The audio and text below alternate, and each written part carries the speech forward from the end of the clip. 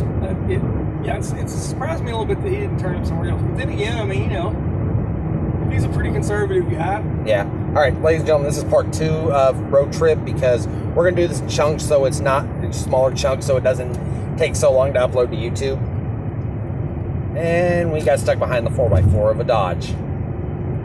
But he, at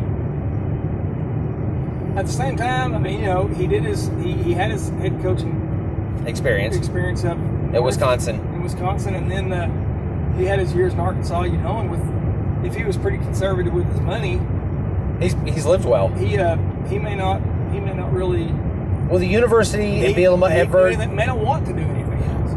Yeah, just be an assistant coach in the NFL for a while.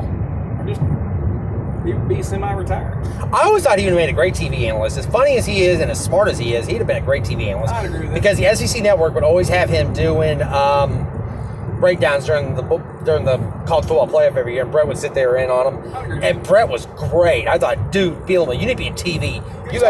Very personal. Yeah, he would have been a good TV guy. Or he could still be a good TV guy. Yeah, but he's coaching the NFL now, so it really doesn't matter. Right. And here's an advantage he's going to have, though, too. Those couple years under Bill Belichick in New England, learning from him, right. That's really going to help him.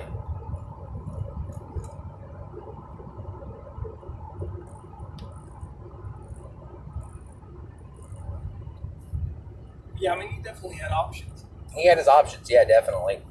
I know Kansas State was open. Kansas was open. I knew a lot of people were pointing at Kansas when Jeff Long got hired. Thought that Bielema will end up there, and I keep thinking that's a weird fit. Brett playing ground and pound at a place like at a basketball school like Kansas, that just seems awkward. I've always thought as a college coach at a college program, if you're at a traditional basketball school, you've got to come up with something on the fly, unexpected that a lot of fans are going to love to get them to go to a football game. Kentucky with the air raid. Duke, Steve Spurrier did it with the with his passing offense in the late 80s. I have actually read his playbook, Spurrier's Duke playbook. Yeah. That thing is complex as crud. Yeah. But it's smart as heck. Right. Very thick. It's like 250 pages. Well, you're talking about, I'm thinking that Chad Morris is going to put it all together. I kept hoping for that on Bielema. Bielema was... He's built his team. He's got the team that he wants. Now he's really going to put it together. It's just like particularly the season before his last season. It was just like, wow, he's just almost there, but then he wasn't. Yeah, and he crashed and burned. Yeah. I think conditioning went away. I think Brett just kind of mailed it in at the end. Yeah.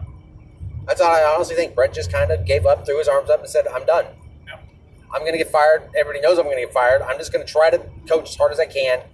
But it's going to be for naught. I'm not going to we're not getting to a bowl game. I'm not going to be around next year. Right. Be interesting to see how they do this year. If they've picked up the offense somewhat, Felipe Franks will help you because you got a veteran quarterback who understands the spread type offense. That's going to be a plus. And Pittman's put a good staff together. Barry Odom with the defense will be fine. That defense will be better than it's been in years. Right. Because for years the defenses were so awful. Right. Petrino never put any effort in on defense. He didn't care about defense. Bielema did for a long time. I kept thinking the 3-4 was going to work, but it just never seemed to mesh. Well, it'll be interesting to put together, a good coaching staff and see, kind of see how they attack it. He's got to inspire his guys. We're coming off of several just poor seasons. Yeah, you've gone through 3 straight losing seasons. You haven't been to a bowl. You haven't won a bowl game in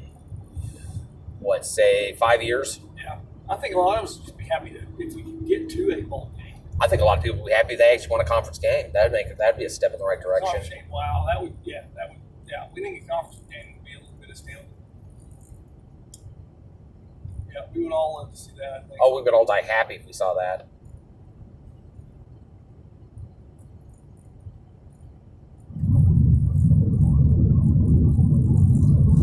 Queen, population 6,594. Hey, look, Colonel Sanders. Yep. Actually, on game shows in the 80s, that was one of the biggest consolation prizes ever, with generous supplies of Kentucky Fried Chicken and fresh buttermilk biscuits. I remember that.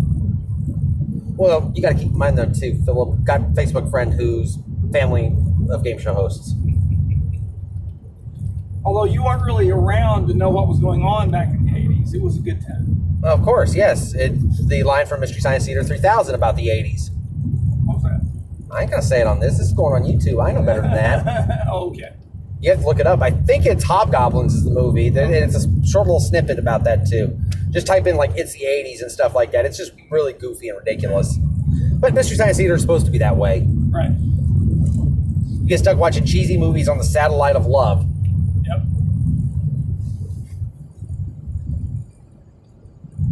I had to watch a lot of the old Siskel and Ebert reruns, too, on YouTube. Yeah. Gosh, those guys were great. Loved Siskel and Ebert. I did. Used to love watching them on the Letterman show. They would pick on each other, though, too, and Dave would have to kind of play a little bit of the traffic cop. That's what made it funny. What makes Siskel and Ebert good was they disagreed with one another and they would argue the point.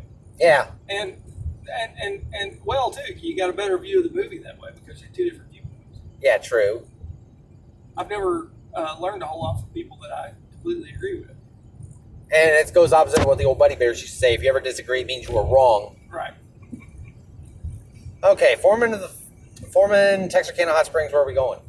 We're going to go through the Walmart, and then we're going to come back down here and go to Foreman. Okay.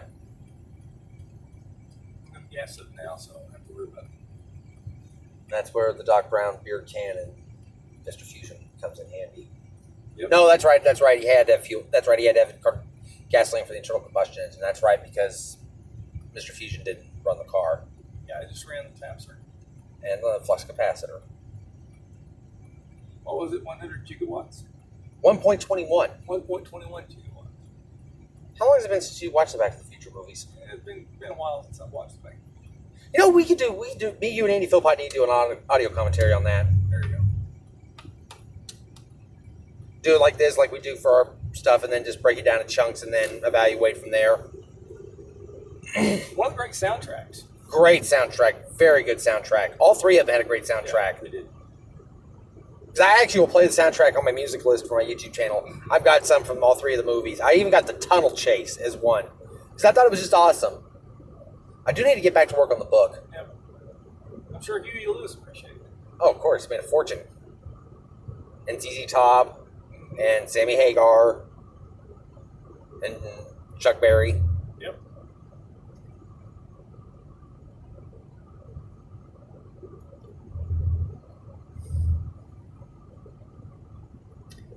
Jitterbug Java. That looks interesting. Yep. Jitterbug Java bubble tea.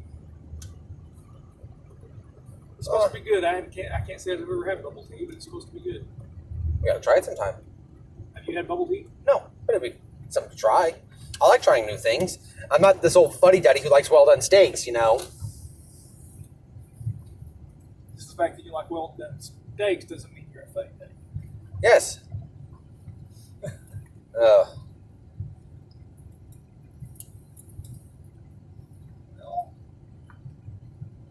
Okay. I guess we can park behind the other Ford. Alrighty, folks. We're going to take a break. We'll be back with part 3 in a little bit.